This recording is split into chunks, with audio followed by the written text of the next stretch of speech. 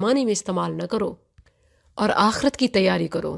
وَلَا تُطِيعُوا أَمْرَ الْمُسْرِفِينَ، اور حد سے بڑھنے والوں کا حکم مت مانو، وہ جو زمین میں فساد کرتے ہیں اور اصلاح نہیں کرتے۔ انہوں نے کہا تو انہی لوگوں سے ہے جن پر زبردست جادو کیا گیا ہے۔ دیکھیں تو یہی تمام الزامات رسول اللہ صلی اللہ علیہ وسلم کو لگائے گئے، جس کا پہلے رکوع میں خلاصتاً میں نے آپ کو اشارہ کیا کہ اللہ کے رسول کو تسلی دینے کے لیے اللہ تعالیٰ نے یہ صورت نازل فرمائی۔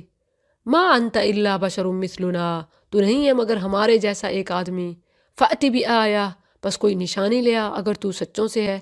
اس نے کہا یہ ایک اونٹنی ہے، اس کے لیے پانی پینے کی ایک باری ہے اور تمہارے لیے ایک مقرر دن کی باری ہے، اور اسے کسی برائی سے ہاتھ نہ لگانا ورنہ تمہیں ایک بڑے دن کا عذاب پکڑ لے گا۔ فعقروها، تو انہوں نے اس کی کونچیں یعنی ٹخنوں سے ٹانگیں کاٹ دیں، پھر پشیمان ہو گئے تو انہیں عذاب نے پکڑ لیا۔ ان فی ذلک لآیہ وما کان اکثرهم مؤمنین وان ربک لہو العزیز الرحیم۔ نیا رکوع، نئی مثال۔ کذبت قوم لوط المرسلین، لوط کی قوم نے رسولوں کو جھٹلایا جب ان کے بھائی لوط نے ان سے کہا کیا تم ڈرتے نہیں ہو؟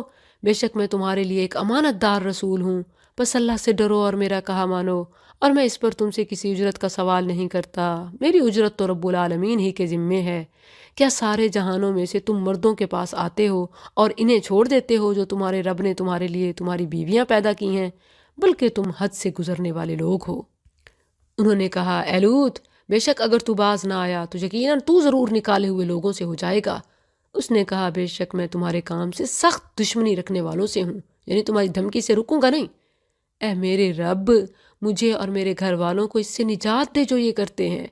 تو ہم نے اسے اور اس کے گھر والوں کو نجات دی، سوائے ایک بڑھیا کے جو پیچھے رہنے والوں سے تھی۔ پھر ہم نے دوسروں کو ہلاک کر دیا اور ہم نے ان پر بارش برسائی، زبردست بارش، بس ان لوگوں کی بارش بری تھی جنہیں ڈرایا گیا۔ ان فی ذلک لآیہ وما کان اکثرهم مؤمنین وان ربک لہو العزیز الرحیم۔ پھر نیا رکوع، نئی مثال کے ساتھ۔ کذب اصحاب الایکۃ المرسلین، ایکا والوں نے، ایکا جھنڈ کو کہتے ہیں، یہ جھنڈ مدین کے ارد گرد واقع تھے۔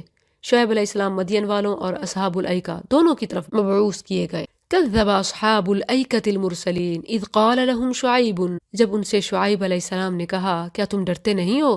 بے شک میں تمہارے لیے ایک امانت دار رسول ہوں، بس اللہ سے ڈرو اور میرا کہا مانو، اور میں اس پر تم سے کسی اجرت کا سوال نہیں کرتا، میری اجرت تو رب العالمین ہی کے ذمے ہے۔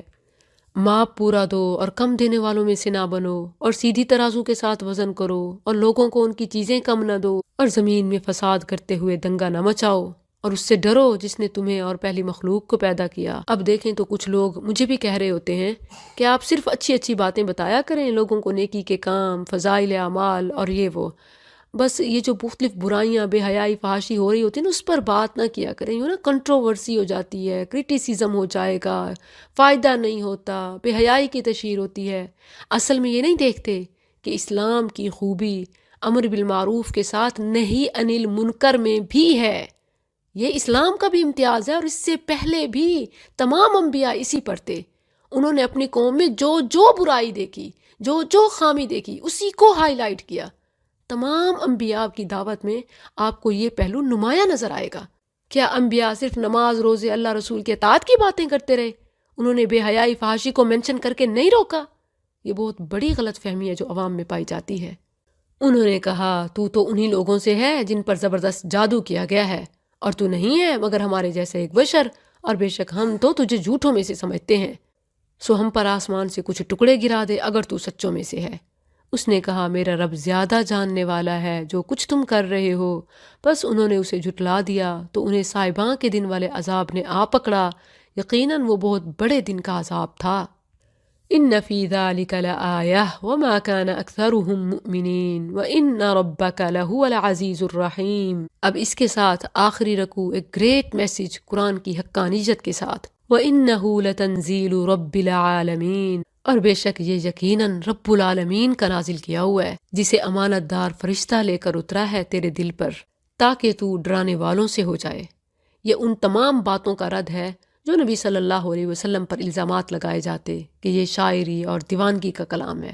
فرمایا نہیں، یہ لتنزیل رب العالمین ہے، بلسان عربی مبین ہے، وَإِنَّهُ لَفِي زُبُرِ الْأَوَّلِينَ ہے، أَوَلَمْ يَكُنْ لَهُمْ آیَةٌ، اور کیا ان کے لیے یہ ایک نشانی نہ تھی کہ اسے بنی اسرائیل کے علماء جانتے ہیں، اور اگر ہم اسے غیر عرب لوگوں میں سے کسی پر نازل کرتے بس وہ اسے ان پر پڑھتا تو بھی وہ اس پر ایمان لانے والے نہ ہوتے۔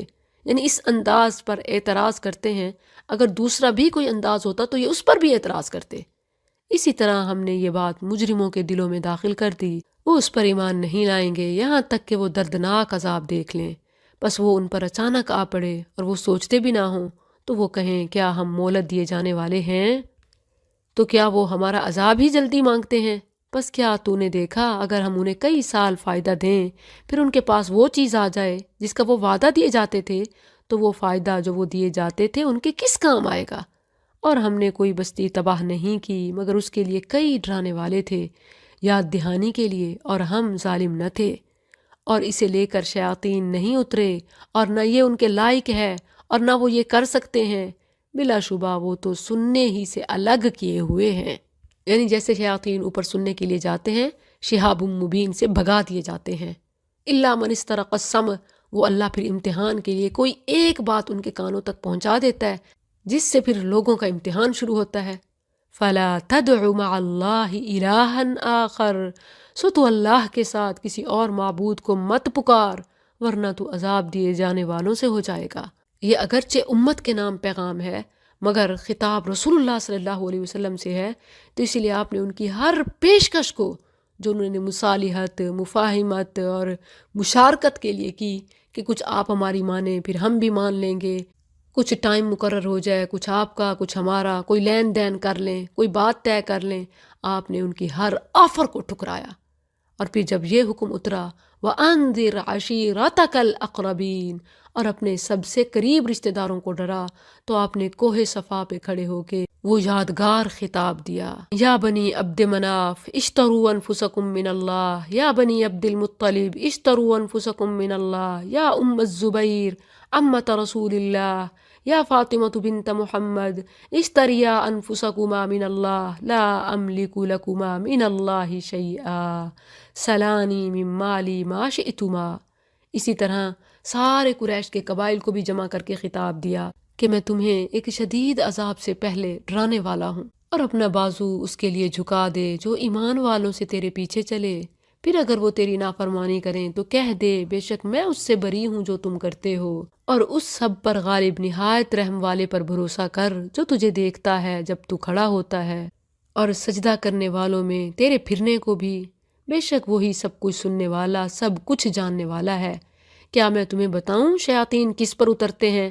وہ ہر زبردست جھوٹے سخت گناہگار پر اترتے ہیں، وہ سنی ہوئی بات لا ڈالتے ہیں اور ان کے اکثر جھوٹے ہیں، اور شاعر لوگ ان کے پیچھے گمراہ لوگ لگتے ہیں۔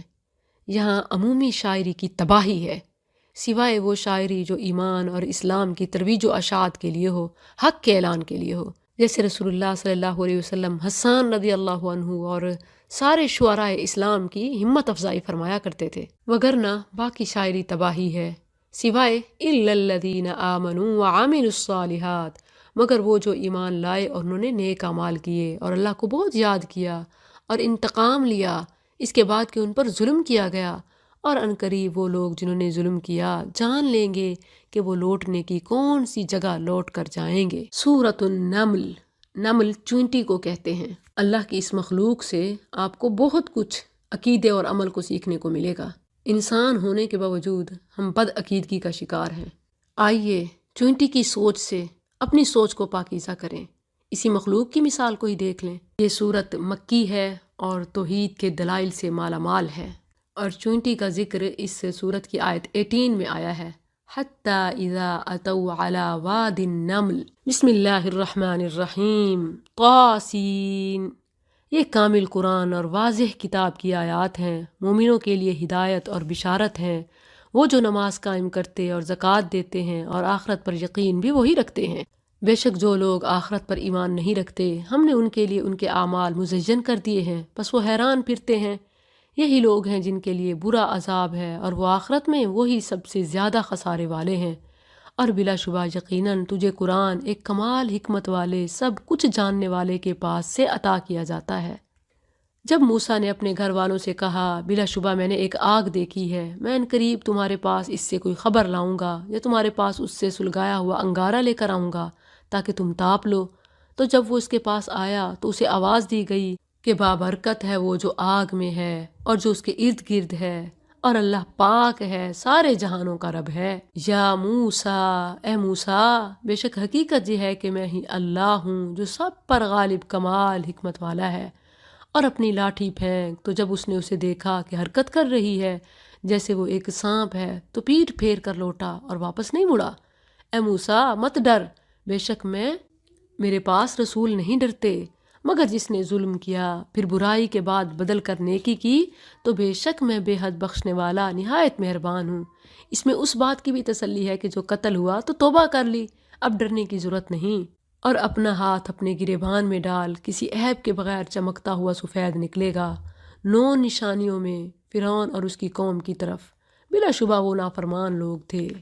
فلما جاءتہم، تو جب ان کے پاس ہماری نشانیاں آنکھیں کھول دینے والی پہنچیں تو انہوں نے کہا یہ کھلا جادو ہے، اور انہوں نے ظلم اور تکبر کی وجہ سے ان کا انکار کر دیا، حالانکہ ان کے دل ان کا اچھی طرح یقین کر چکے تھے۔ بس دیکھ فساد کرنے والوں کا انجام کیسا ہوا۔ اور بلا شبہ یقیناً ہم نے داؤد اور سلیمان کو ایک علم دیا، اور ان دونوں نے کہا تمام تعریف اللہ کے لیے ہے جس نے ہمیں اپنے بہت سے مومن بندوں پر فضیلت دی۔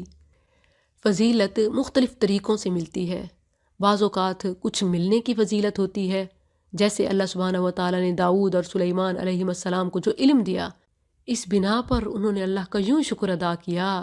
تو جب بھی کوئی نعمت ملے اپنے رب کا یوں شکر ادا کریں، الحمدللہ الذی فضلنا علی کثیر من عبادہ المؤمنین۔